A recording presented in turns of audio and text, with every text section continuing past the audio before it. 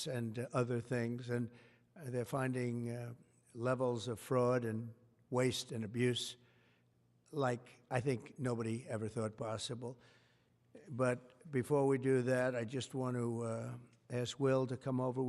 I've just finished signing some executive orders, and if we could start with that, Will, you might want to come up here and just explain what we did. Thank you. Good afternoon, y'all. A short while ago, President Trump signed three items. The first is an executive order relating to the affordability and availability of in vitro fertilization and other fertility treatments. These are treatments that have become unaffordable for many Americans, or have been unaffordable for many Americans, and the executive order is a directive to the Domestic Policy Council to examine ways to make IVF and other fertility treatments more affordable for more Americans. The second item that we signed was a presidential memorandum imposing radical transparency requirements on government departments and agencies, in keeping with President Trump and the administration's broader commitment to governmental transparency. What this presidential memorandum would do is require, as waste, fraud, and abuse is uncovered, as programs are canceled, and ultimately as taxpayer dollars are saved, this presidential memorandum would require departments and agencies to make all of the details of that freely available to the public. Lastly, we have another executive order that President Trump signed relating to independent agencies.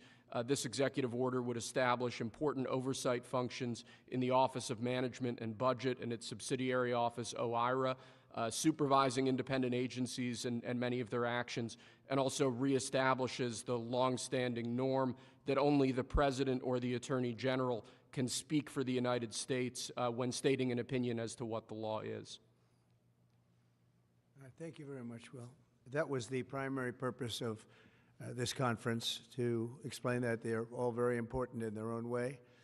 Fertilization, I've been saying that we're going to do what we have to do, and I think the women and families, husbands, are very appreciative of it. But that was it. I do want to say while I'm up here, I've been contacted by some of the biggest companies in the world, and because of what we're doing economically and through tariffs and taxes and incentives, they want to come back into the United States. And we'll be announcing various very large companies, the biggest actually, and they'll be coming back, having to do with chips and having to do also with cars and lots of other things. We're going to be announcing some very, very big, momentous decisions are being made by companies all around the world, the biggest, and they want to come back into the U.S. Car plants are being canceled in other locations now because they want to build them here.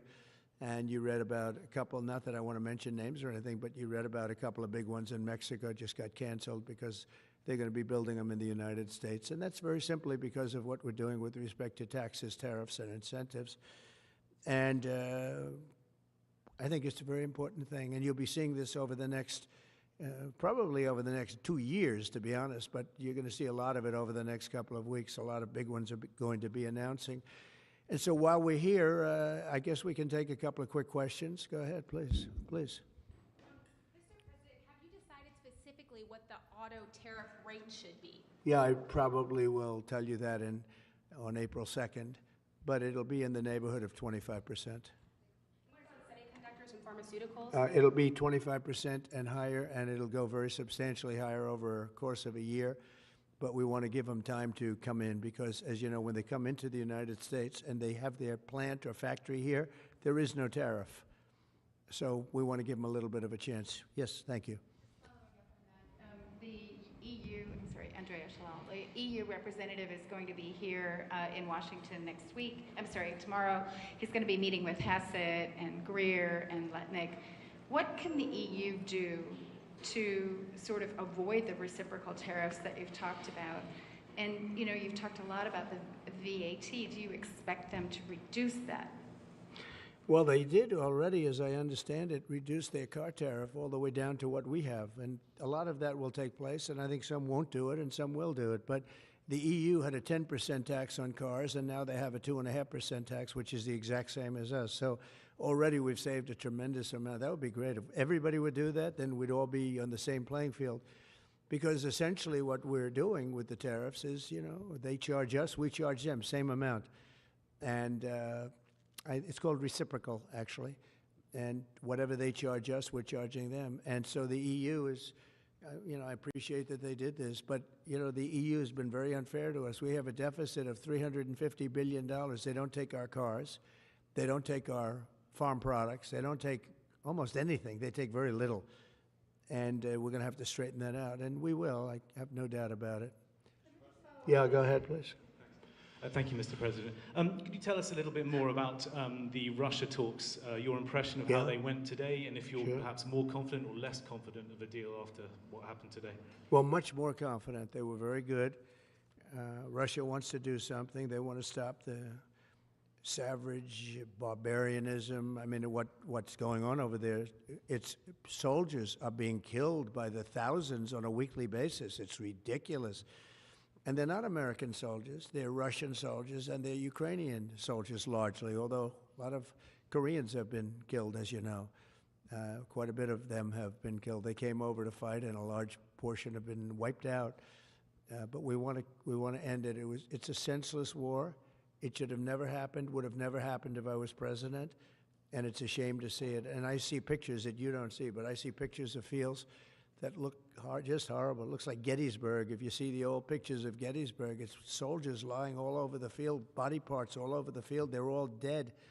And this is going on a daily basis. It's a horrible thing. Both Russia and Ukraine, they're losing thousands and thousands of soldiers, and a lot of people have been killed, too. I think that's one of the things that you'll see historically, and you'll see later on as it goes along. I think people are going to be surprised at how many people, not only soldiers, have been killed in Ukraine. A lot more people than you think. Yeah, please. President Trump, as part of a peace deal with Putin, would you be willing to consider removing all American troops from Europe? Well, nobody's asked me to do that, so I don't think we'd have to do that. I wouldn't want to do that. But that question's never really come up. Yeah. Please. Sir, do you support stationing European peacekeeping troops in Ukraine as part of this peace deal? If they want to do that, that's great. I'm all for it. If they want to do that, I think that'd be fine. I mean, I know France has mentioned it. Others have mentioned it. UK has mentioned it. But if we have a peace deal, I think having troops over there from the standpoint of Europe, we won't have to put any over there because, we're very far away. But having troops over there would be fine. I would not object to it at all. We're talking about this now, peace. We have either a ceasefire or a peace itself, and we're looking to do both. We'd start off with the ceasefire, and if they want to do that. I know France was willing to do that, and I thought that was a beautiful gesture. Yeah, please. Do you have any message for Ukrainians who, after 3 years of fighting, might feel betrayed or disappointed at not having a seat at these initial talks in Saudi Arabia? Well, I think I'm really disappointed in what's happened. I've been watching this for 3 years. It's a war that would have never happened if I was president, and I've been watching these people being killed at levels that you've rarely seen, not even close, since the Second World War. And I'm very disappointed. I hear that, they're upset about not having a seat. Well, they've had a seat for 3 years and a long time before that. This could have been settled very easily. Just a half-baked negotiator could have settled this years ago without the loss of much land, very little land, without the loss of any lives, and without the loss of cities that are just laying on their sides. You have those magnificent golden domes that are shattered, will never be replaced. You can't replace them. 1,000-year-old domes that are so beautiful. You can't replace that. A whole civilization has changed because of what. So when they're worried about not being seated, you mean somebody that should have gone in and made a deal a long time ago. You could have made a deal. This is one that could have made a deal. There was no talk of this during the Trump administration. Putin would have never, ever done it.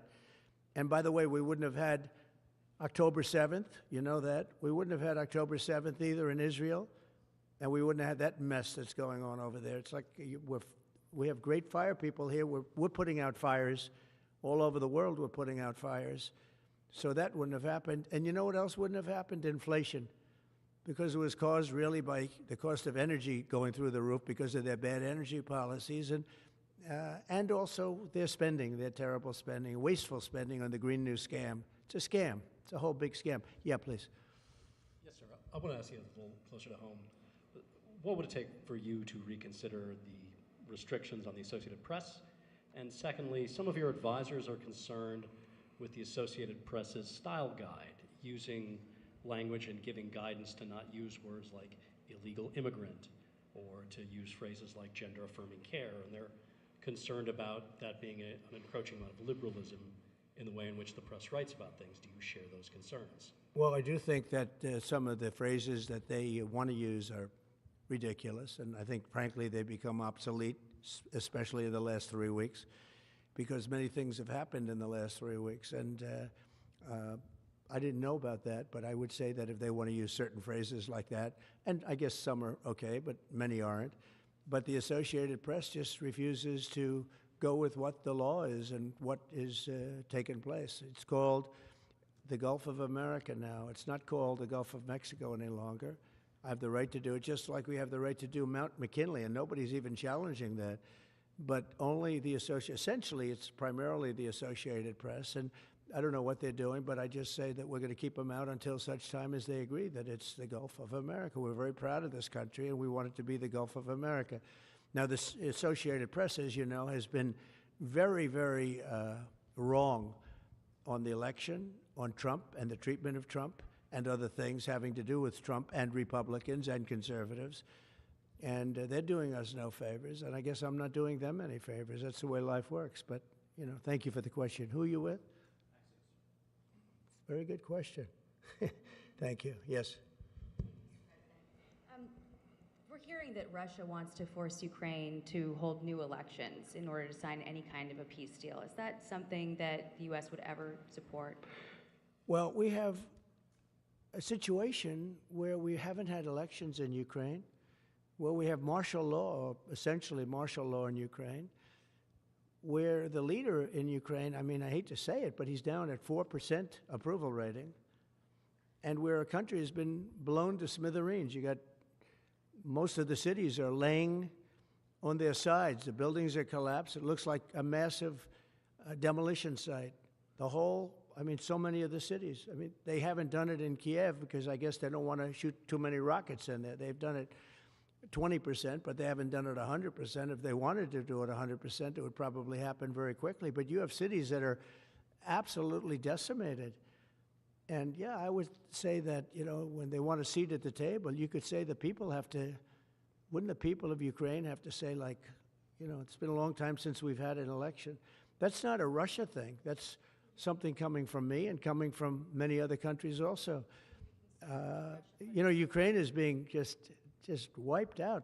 Look at what's happening to the cities. There are cities, there's not even a building standing. It's a massive, you talk about Gaza.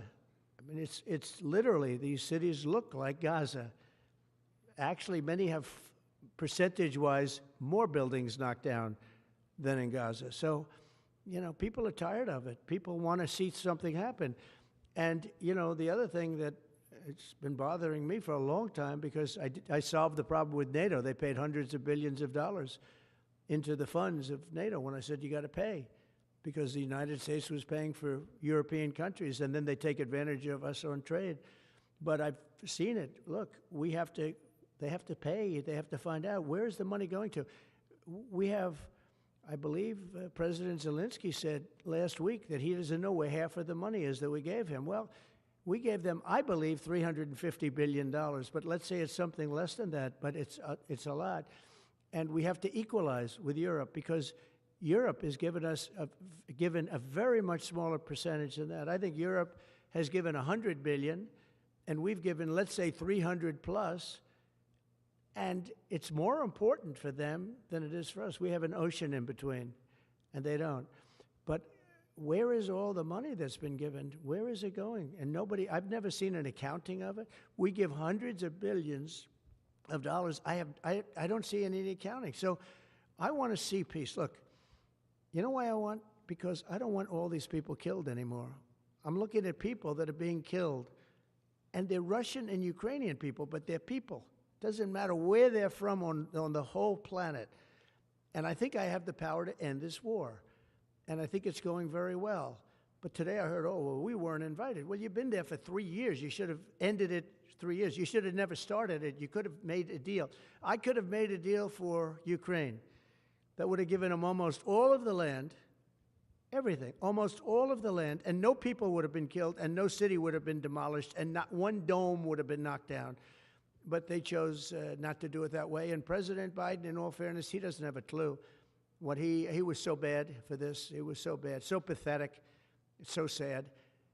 But with all of that being said, look, it is what it is. When I left, there was no chance that this could have happened. But it happened because we had incompetent leadership at many different levels. But when you see what's taken place in Ukraine with millions of people killed, including the soldiers, millions of people killed, a big percentage of their cities knocked down to the ground. I don't know how anybody even lives there. You know, when they say they took a poll and Zelensky's at 4%, who's living there? You know, I mean, it's hard to believe that people live there. Their cities are being knocked down, and this is something that would have never happened. And by the way, for 4 years, it didn't happen. It was never going to happen. Go ahead. One follow-up question. How would you counter the perception, because Russia's pushing for this, obviously, they don't really hold true elections, that would be a capitulation of some sort. How would you guard against potentially Russia installing a puppet government? And then finally, how would that new election have an impact on getting Zelensky to sign the rare earth minerals deal? Look, you have leadership, and I like him personally. He's fine. But I don't care about personally. I care about getting the job done. You have leadership now that's allowed a war to go on that should have never even happened, even without the United States. Look, we had a president who was grossly incompetent. He had no idea what he was doing. He said some very stupid things, like going in for portions and all of the things. He made a lot of bad statements, but he's grossly incompetent, and I think everyone knew that. This is something that should have never happened, would have never happened. And I used to discuss it with Putin. President Putin and I would talk about Ukraine. It was the apple of his eye, I will tell you that. But there was never a chance of him going in. And I told him, you better not go in. Don't go in. Don't go in. And he understood that. He understood it fully. But I'm only interested. I want to see if I can save maybe millions of lives. This could even end up in a World War III. I mean, to be honest with you, you've been hearing now Europe is saying, well, I think we're going to go in and we're going to go. All of a sudden, you're going to end up in World War III over something that should have never happened. And, you know, it's a very sad situation. Yeah, please. In a court filing, the White House said that Elon Musk is not a DOJ employee and has no authority to make decisions. Can you clarify for us today well, what Elon his Musk, exact role is there? Yeah. Elon is, to me, a patriot. So, you know, you could call him an employee, you could call him a consultant, you could call him whatever you want. But he's a patriot. I mean, look at the kind of things. I just said, just write it down, just in case that question got asked, right? And which I'm surprised it took so long, actually. But you know what? Ukraine's a bigger deal because people are dying by the thousands a week, thousands. But look at this, from 90 to 99, Social Security, 6,054,000 people. Well, that's okay. Maybe that's possible. You know, 90 to 99, maybe it's possible. It's a lot of people, though, at that. But people that live to 100 to 109, 4,734,000. Wow, that's a lot. That means over 100 years old. They're 4 million people. I don't know too many. I know people that are doing great in their 90s, but not too many people over 100. But over 120, from 120 years old, people that are 120 years old up to 129, 3,472,000 people. Wow. You know that can't possibly be because the record is like, I think it's one person, a woman, lived to 127, but they have 3,472. Okay, but now we're going really in. People from 130 years old to 139-year-old, 3,936,000. Wow. I wonder if people are getting paid with all this. I mean, are these checks? And that's what we're checking right now. People from 140 years old to 149 years old, 3,542,000. 140 years old and beyond. Now we're really going, because we're looking to break the record by 25 years. People from 150 years old to 159 years old, 1,345,000. These are in the, by the way, these are in the computer files. This is what they do well.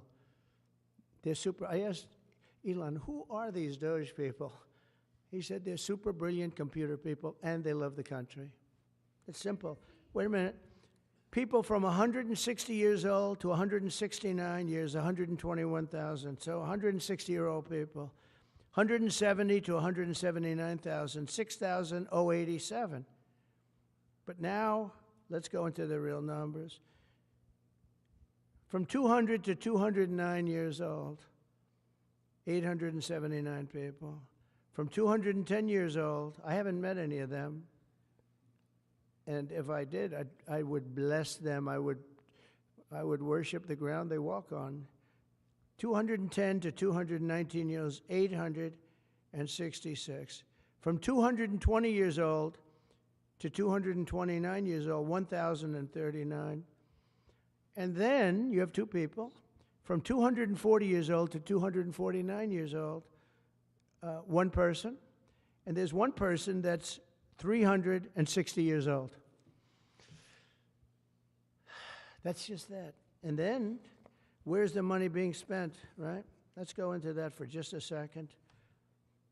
$520 million for a consultant on the environment. It's called Environmental, Social, and Governance. Investments in Africa and mobilize private sector resources. $520 million. Somebody got $520 million for an environmental, sounds like an environmental study. I've always been one that paid a lot of money for my environmental studies, but I paid like $50,000, not $520 million. $520 million for ESG. $25 million to promote biodiversity, conservation, and promote licit livelihoods by developing socially responsible behavior in the country of Colombia. Well, it's nice, $25 million to go into Colombia for something that nobody ever heard of. $40 million to improve the social and economic inclusion of sedentary migrants. $40 million. $42 million for Johns Hopkins, great place, to research and drive social and behavior change in Uganda. $42 million. What about us? What about social change in our country? $70 million for a center at Purdue to research university-sourced, evidence-based solutions to developmental challenges. I mean, these are massive numbers on things that nobody ever heard about. $10 million for Mozambique voluntary medical male circumcisions. $10 million for circumcisions in another country. $9.7 million for UC Berkeley to develop a cohort of Cambodian youth with enterprise-driven skills. In other words, let's teach them something about enterprise. What about our people? Can't we teach them about enterprise? $2.3 million for strengthening independent voices in Cambodia. $32 million to the Prague Civil Society Center, which is a very liberal group of people. Wonder how much of that money came back to the people that approved it. $14 million for improving public procurement in Serbia. $486 million to the Consortium for Elections and Political Process Strengthening, including $22 million for inclusive and participatory political process in Moldova, and $21 million for voter turnout in India. Well, why are we giving $21 million to India? They got a lot of money. They're one of the highest taxing countries in the world in terms of us. We can hardly get in there because their tariffs are so high. I have a lot of respect for India. I have a lot of respect for the Prime Minister. He just left, as you know, 2 days ago. But we're giving $21 million for voter turnout. It's voter turnout in India. What about, like, voter turnout here? Oh, we've done that, I guess. We did $500 million, didn't we? It's called the lockboxes. $20 million for fiscal federalism in Nepal. Listen to these numbers. This is all fraud. $19 million for biodiversity conservation in Nepal, $1.5 million for voter confidence. We want to give them confidence. In Liberia, $14 million for social cohesion in Mali, $2.5 million for inclusive democracies in South Africa, $47 million for improving learning outcomes in Asia. Asia's doing very well. They're doing a lot better than we do in the schools, aren't they? $2 million to develop sustainable recycling models to increase socioeconomic cohesion among marginalized communities in Kosovo and Escali and in Egypt. We're talking about hundreds of billions of dollars. I could, by the way, I could read this all day long. I could go on all day long, and you'll see hundreds of billions of dollars, and we're doing it. But when I saw the Social Security numbers, I said, wow, that's really something. So we have, let's just go above 100 years old. We have millions and millions of people over 100 years old. Everybody knows that's not so.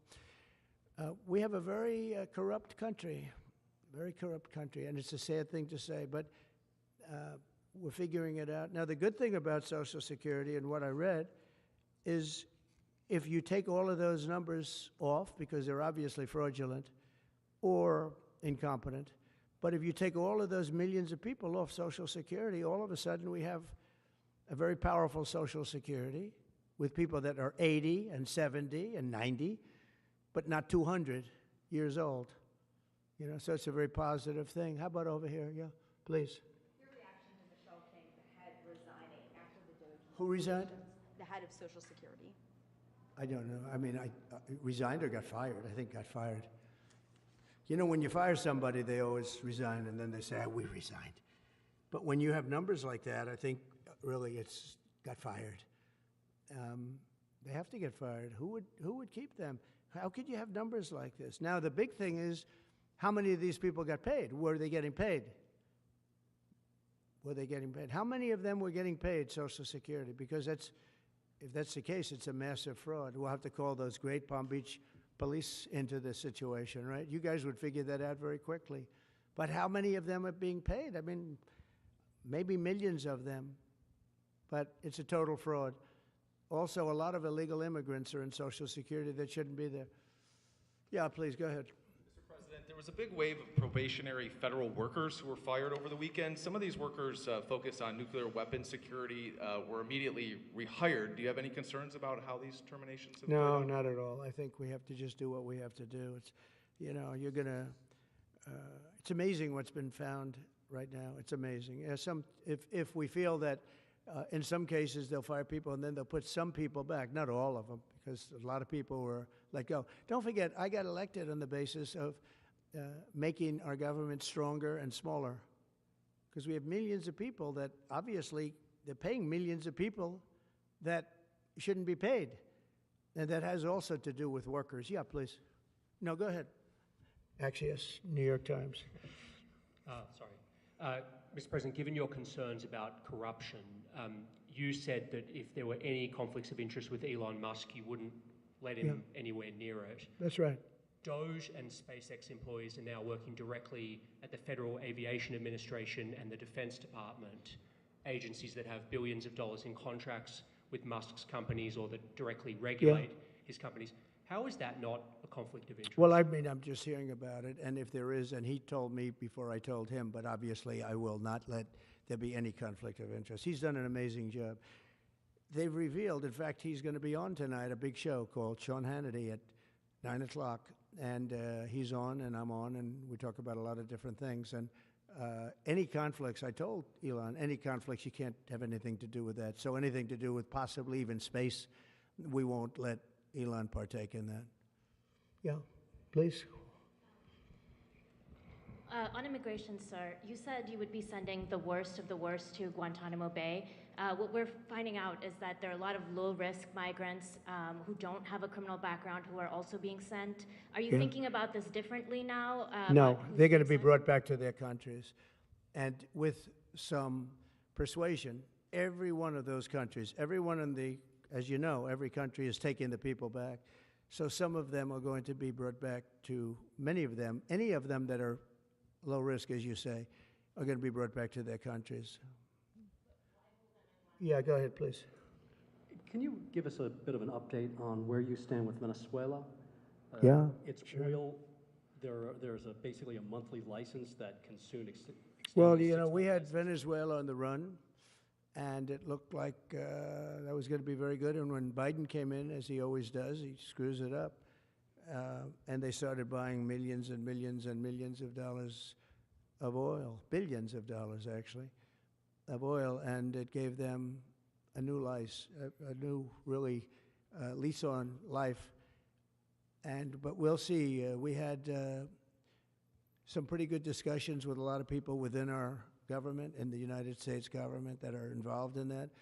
And Venezuela's a little bit early, but, you know, we were not buying from Venezuela when Biden came in for whatever reason. Instead of just taking the beautiful, as I call it, liquid gold, we have more than anybody, they started paying a fortune to Venezuela. And we're looking at that, actually. Why did they do that? Why were they doing that? Why would they go to the enemy and give them billions and billions of dollars? Now, with that being said, as you know, Venezuela has said very strongly they will not take any illegal immigrant, any of the people that they sent over to us. They sent their gangs, probably the worst gang anywhere in the world, as bad as MS-13, maybe worse, and they came out of the jails of Venezuela. They emptied their jails into our country, and they said, we'll never take them back. Well, they took them back, and they're taking them back, and they are taking them back rapidly. They were sending a lot of people to Venezuela. They said they wouldn't take them back, and they are taking back. But we're looking at Venezuela very seriously, and we're going to be able to. Don't forget, I've only been here for 3 weeks. Yeah, please. Just a little clarity on, are you inclined to continue to allow Venezuela, through, I think, Chevron and other oil companies, to export those petroleum products, or are you Maybe inclined not. to pull back? Yeah, maybe not. We're looking at that now. I just got here.